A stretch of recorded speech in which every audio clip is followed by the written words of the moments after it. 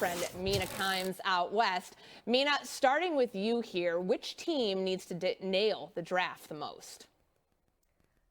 I'm going to go with the New England Patriots because I think they're picking at a really interesting spot, especially going after what you just described. It seems more likely than not that Ward and Travis Hunter are going to be off the board, potentially Abdul Carter as well, which makes what to do with that pick for overall very interesting. Obviously, they're not taking a quarterback, so they're probably going to be listening for trade calls.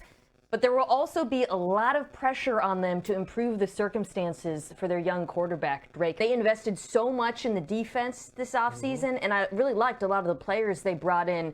But they still need a left tackle. They still need a wide receiver one. And they have a quarterback who showed last year that despite playing in what I would argue is the worst situation in the entire NFL, is one of the young, promising passers in this league. So I think that as he enters his second year, there is a lot of pressure on this team through the draft because they weren't really able to in free agency to make his situation better, because you cannot waste another year of his development or make it difficult for him as it was last year.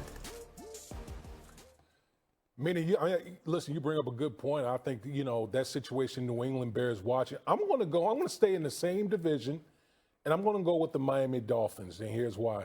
I think that when I look at Mike McDaniel and this Dolphins team, I think they're at a crossroads a little bit. Mm-hmm. We laud Mike McDaniel, his play calling, the scheme, the diversity in which they run their offense. But I think the league is starting to catch up to the Miami Dolphins. They do a lot of what we call, they throw a lot of eye candy at you on offense. But at the end of the day, you got to win the capture the line of scrimmage. You got to win up front.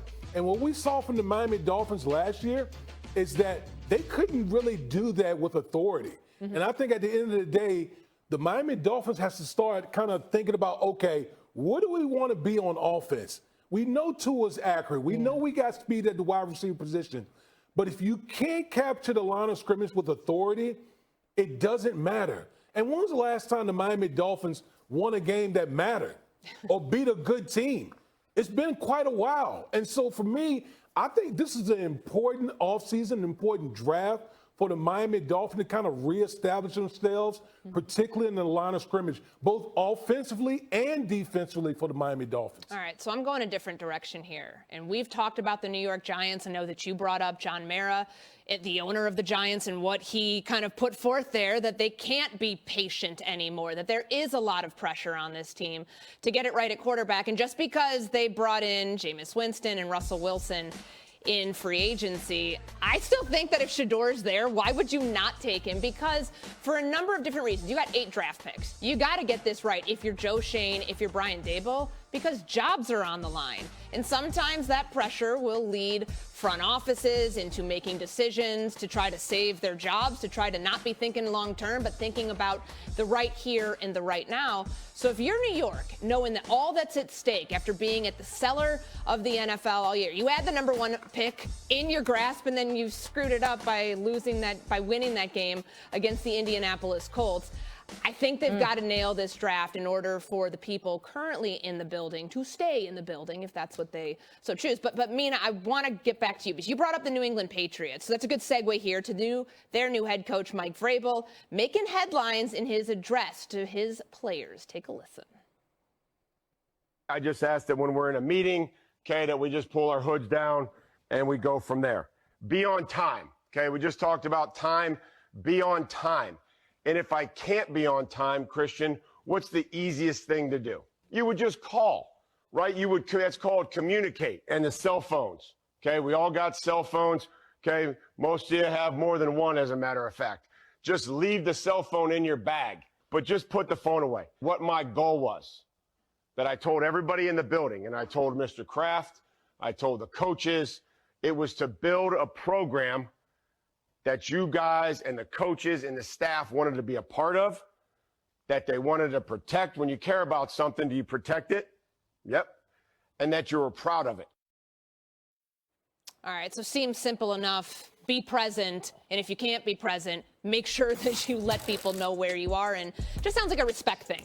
Damian, you, as a former champion with this team, you know Mike Vrabel. You've played with Mike Vrabel. What did you like about what he had to say in his address to his team? I think the biggest thing I took away from it is like treating the players like men. Like listen, simple stuff. Just be on time. Do the things that you know you're supposed to do. Sure. And I think, you know, being in that environment for 4 years under Bill Belichick, trust me, it's a totally different feel than when you hear Mike Vrabel, who, you know, is a former player in this league. A lot of players look at former players and head coaches a little differently.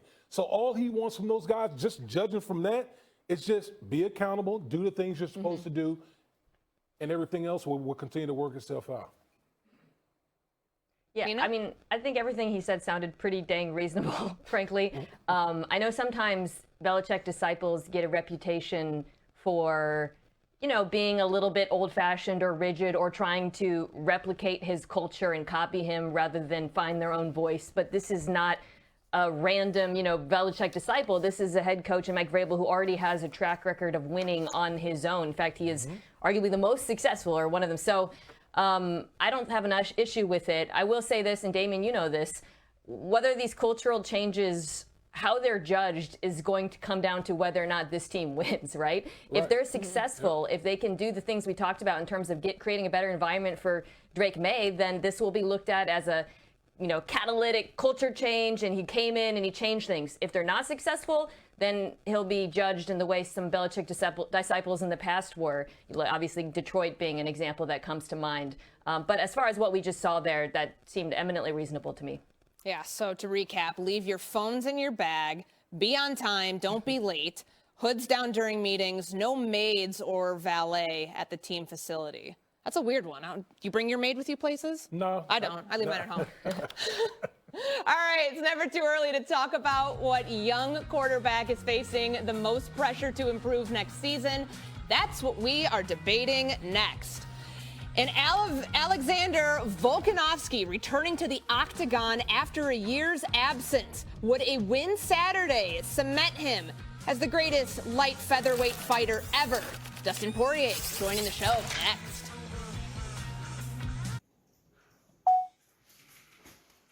Chào tất cả mọi người đã quay trở lại với kênh của mình. Hôm nay mình sẽ tiếp tục hướng dẫn các bạn làm vòng. Và hôm nay của mình sẽ có tiêu đề là mèo máy. Mọi người, hôm nay vòng của mình sẽ có tiêu đề là mèo vàng.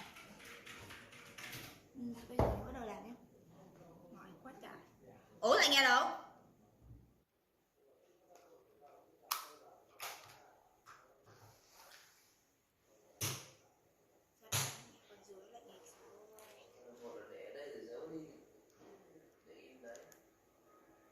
Đâu, ta đeo vào nhà đi mà. Ở nhà con chó ta nó nghịch. Tí về xem. Có bị ngu đâu. Chả bao giờ để đây cả. Có quên thôi. Có quên thôi thì nó chỉ làm gì hả? Có quên thôi. Mỏi quá thế. Mày có nóng không? Toát cái mồ hôi này nha.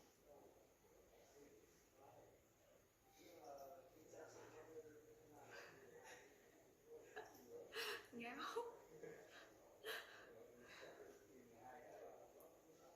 Bài còn chưa học, đây để lại nó có nộp phạt thôi.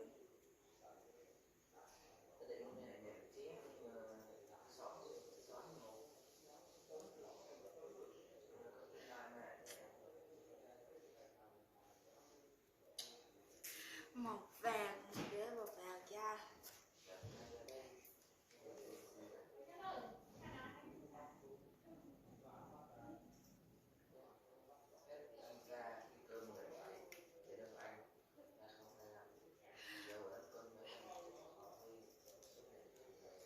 Long ơi, mày nhìn bình thường này, mày thấy tay tôi to không? Nhìn. Nhưng mà so vào thì nhìn to nhỉ. Thành hôm nay 7:30 xe vẫn chưa đón đi thực tập. Tao bảo thế thôi mày về luôn đi, mày đợi đến 8 giờ xe nó đến mất. Thầy không cho về, không dám về, ngu lạ. ta tập về lâu Tức rồi. là anh đi đưa hay là Hình như là đi rồi, hoạt động 49 phút trước đây.